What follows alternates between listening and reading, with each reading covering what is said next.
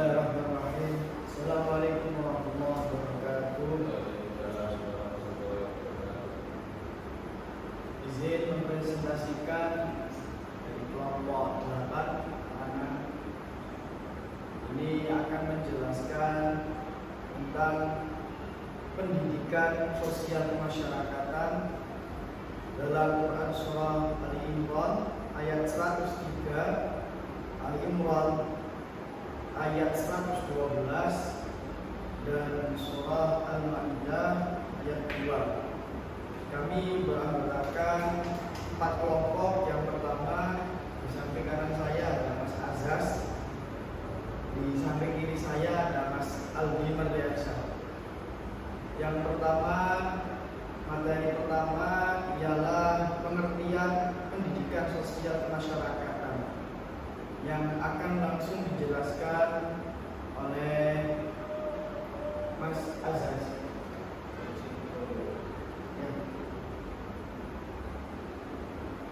Oke, langsung saja kita masuk ke pengertian pendidikan sosial kemasyarakatan. Pendidikan sosial masyarakat merupakan proses sadar dan terencana yang bertujuan membentuk individu agar mampu beradaptasi, berinteraksi, dan berkontribusi secara positif di lingkungan sosial. Pendidikan tidak hanya berfokus pada pengetahuan, tapi juga pada pembinaan sikap, nilai, dan keterampilan sosial.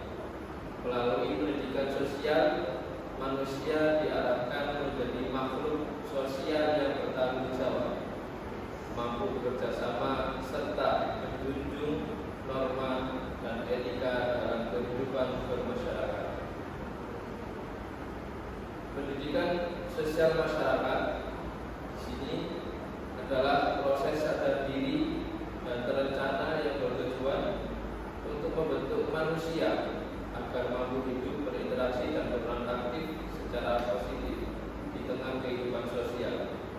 Pendidikan tidak hanya menekankan pada penguasaan pengetahuan dan keterampilan, tetapi juga pada pembinaan moral, nilai kemanusiaan, dan tanggung jawab sosial.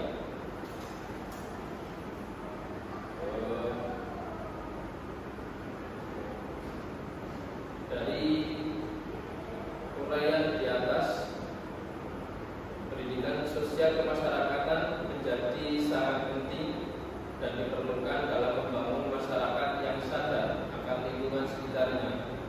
Melalui pendidikan sosial diharapkan dapat mendidik dan membentuk manusia yang mengetahui dan menginsafi tugas dan kewajibannya terhadap berbagai golongan masyarakat dan membiasakannya berperilaku sosial yang baik sebagai anggota masyarakat dan sebagai warga negara untuk kehidupan sosial baik, serta meningkatkan kepedulian terhadap sesama agar mereka tidak merasa hina karena adanya perbedaan ekonomi. Kemudian kita masuk ke room B, yakni tentang surat Al-Imran ayat 103.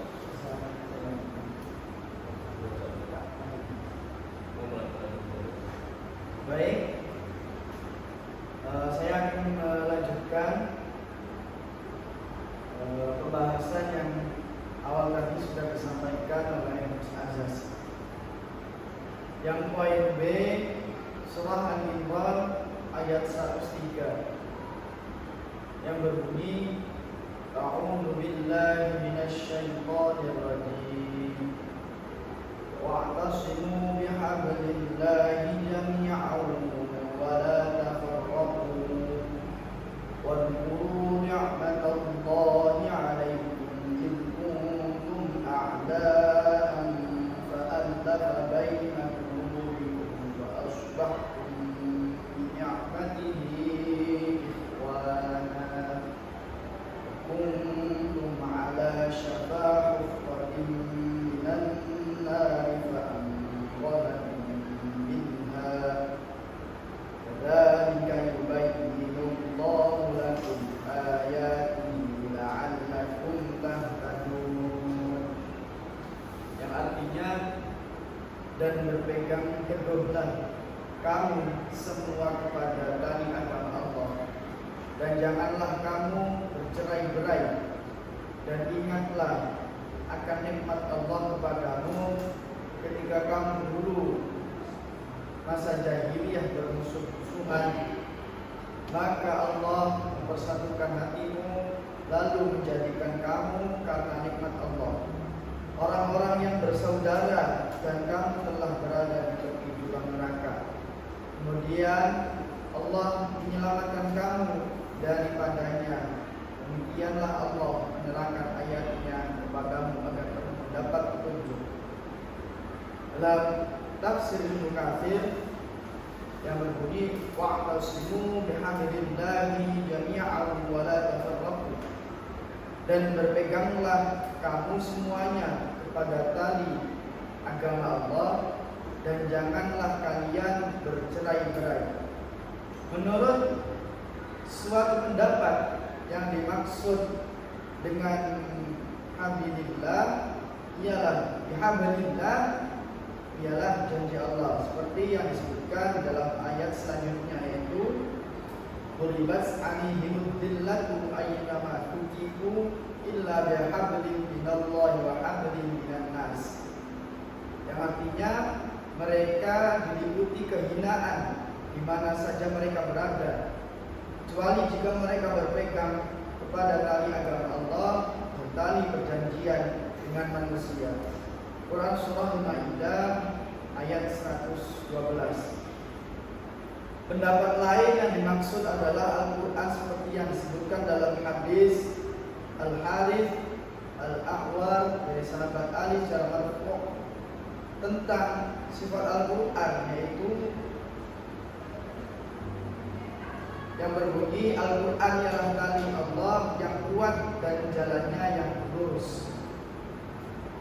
Terus selanjutnya menurut tafsir Al-Misbah bahwa pesan yang selalu ditujukan untuk tiap perorangan atau pribadi, sedangkan pesan sejenis dalam surah Ali Imran ayat 103 yang dimaksudkan untuk kaum muslimin secara umum, seperti pada kata jami'an atau semua, dan firman-Nya wala tafarraqu, yang artinya janganlah bercerai-berai. Selanjutnya kita baca pada surah Ali Imran ayat 112 yang berbunyi A'udzu billahi minasyaitonir rajim. Quribat 'alaihimud dillatu ayyama tuqifu illa bihablin minallahi wa 'hablin minan nasi wa ba'u bighadabin minallahi wa quribat 'alaihimul maskanah. Dzalika bi annahum kanu yakfuruna bi ayatillahi wa yaqtuluna al-anbiya'a bighairi haqq. Dzalika bima 'asaw wa kanu ya'tadun. Ya, artinya mereka meliputi kehinaan di mana saja mereka berada, kecuali jika mereka berpegang pada tali agama Allah dan tali perjanjian dengan manusia. Mereka mendapatkan murka dari Allah dan selalu diliputi kesengsaraan yang demikian itu karena mereka mengingkari ayat-ayat Allah dan membunuh para nabi tanpa hak atau dalam kurung alasan yang benar. Yang demikian itu karena mereka durhaka dan melampaui batas. Dalam tafsir Ibnu Katsir jilid 1, maksud dari surah Ali Imran ayat 112 ini dalam ringkasannya yang dikarang oleh Muhammad Nasib Ar-Rifa, bahwa setiap manusia itu Allah telah menetapkan kehinaan dan kerendahan bagi manusia yang berpegang teguh pada tali agama Allah dan tidak mau berhubungan baik antar sesama manusia, sehingga diri manusia yang apabila mereka tidak berhubungan baik terhadap keduanya, maksudnya sesama manusia tidak dapat berhubungan dengan baik, maka manusia tersebut tidak akan merasa aman. Dan berhubungan baik dengan keduanya merupakan perintah dari Allah yang telah tertera dalam kalimat bihabli minallahi wa habli minan nas.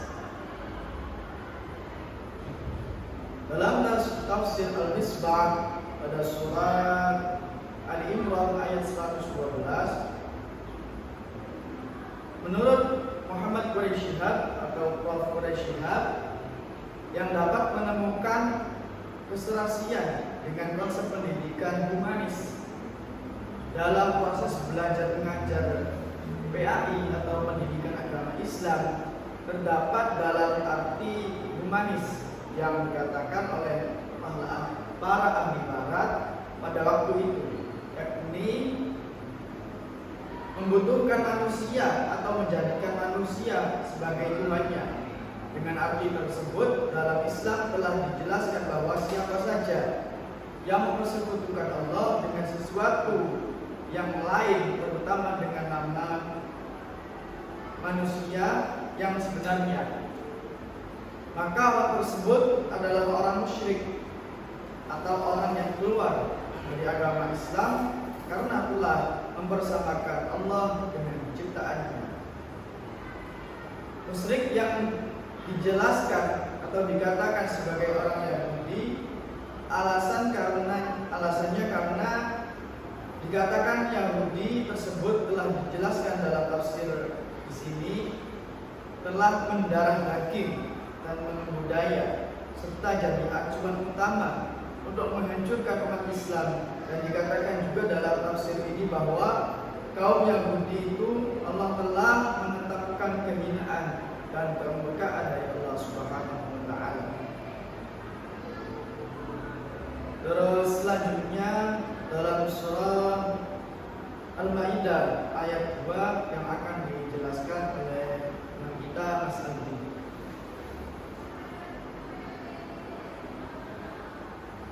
Quran surat Al-Maidah ayat 2 yaitu tolong menolong dalam kebajikan dan takwa.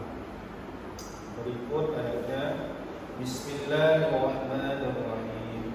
Ya ayyuhalladzina amanu la tuhillu sya'airallahi wa ash-shahrul haram wa lal hadi wa lal qalaid wa lal qalaid wa la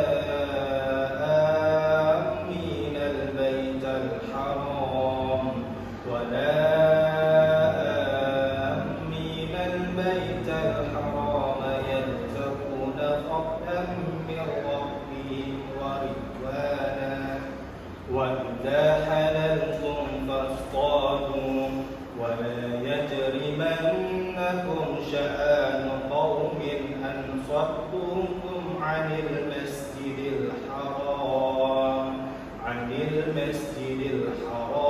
an ta'tadu wa ta'awanu 'alal birri wattaqwa wa la ta'awanu 'alal ithmi wal 'udwan wattaqullaha innallaha syadidul iqab. Artinya yaitu wahai orang-orang yang beriman, janganlah kamu melanggar syiar-syiar atau kesucian Allah. Jangan melanggar kehormatan bulan-bulan haram. Jangan mengganggu hadyu hewan-hewan kurban dan qalaid hewan-hewan kurban yang diberi tanda. Dan jangan pula mengganggu para pengunjung Baitul Haram sedangkan mereka mencari karunia dan ridho Tuhannya. Apabila kamu telah bertahallul menyelesaikan ihram, berburulah jika mau. Janganlah sesekali kebencianmu kepada suatu kaum karena mereka menghalang-halangimu dari Masjidil Haram, mendorongmu berbuat melampaui batas kepada mereka. Tolong menolonglah kamu dalam mengerjakan kebajikan dan takwa. Dan jangan tolong-menolong dalam berbuat dosa dan bermusuhan. Bertakwalah kepada Allah, sesungguhnya Allah sangat berat siksaannya. Menurut Ibnu Katsir, bahwa Allah Subhanahu wa taala memerintahkan kepada hamba-hambanya yang beriman untuk saling menolong dalam berbuat kebajikan, yaitu kebajikan dan meninggalkan hal-hal yang munkar. Hal ini dinamakan ketakwaan. Allah Subhanahu wa taala melarang mereka membantu dalam kebatilan serta tolong menolong dalam perbuatan dosa dan hal-hal yang diharamkan. Tafsir surat Al-Maidah ayat 2 menurut tafsir Al-Marathi dapat dijelaskan bahwa perintah bertolong-menolong dalam mengerjakan kebaikan dan takwa adalah termasuk pokok-pokok petunjuk sosial dalam Al-Quran, karena Allah Subhanahu wa taala mewajibkan kepada manusia agar saling memberi bantuan satu sama lain dalam mengerjakan apa saja yang berguna bagi umat manusia, baik pribadi maupun kelompok. Melakukan perbuatan takwa yang dengan itu mereka mencegah terjadinya kerusakan dan bahaya yang mengancam keselamatan mereka.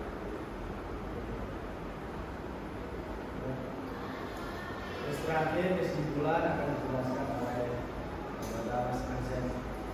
Kesimpulannya, pendidikan sosial masyarakat merupakan instrumen krusial dalam membentuk individu yang tidak hanya cerdas secara intelektual, tetapi juga memiliki kepekaan, kepedulian, dan tanggung jawab sosial terhadap lingkungannya. Di tengah arus modernisasi dan digitalisasi yang memicu penguatan sikap individualisme, pendidikan sosial hadir sebagai jembatan untuk merevitalisasi nilai-nilai fundamental bangsa seperti gotong royong, toleransi, dan kesadaran kolektif. Sebagai penutup, keberhasilan pendidikan sosial kemasyarakatan tidak dapat dicapai secara instan. Diperlukan komitmen bersama dari seluruh elemen, baik pemerintah, akademisi, maupun masyarakat luas, untuk menjadikan ruang sosial sebagai laboratorium pembelajaran karakter yang berkelanjutan demi kemajuan bangsa.